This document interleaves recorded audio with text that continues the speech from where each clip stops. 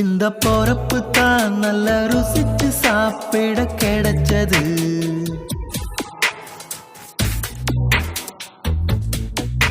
அத நினைச்சுத்தான் மனம் உலகம் முழுவதும் பறக்குது. அட சுட சுட அட சுட சுட அந்த மதுர மல்லிப்பூ இட்லியே மீன் குழம்புல கொஞ்சம் புரட்டி சாப்பிட எச்சினு ஊறுது உள்ளுக்குள்ள.